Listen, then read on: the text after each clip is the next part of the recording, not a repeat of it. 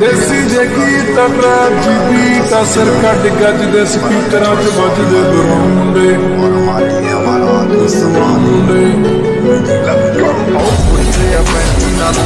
Film में शहर का चौराहा जाम कर दिया। मेरे बाप को फिक्र थी क्या करेगा लड़का, छोटी सी उम्र में बाप का नाम कर दिया। संजय दत्त का नहीं, अपने बाप का फैन हूं मैं। No, I hope I don't fuck.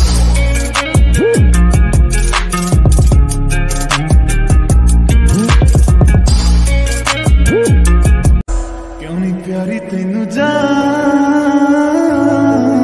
मेरे पीछे घूमी जावे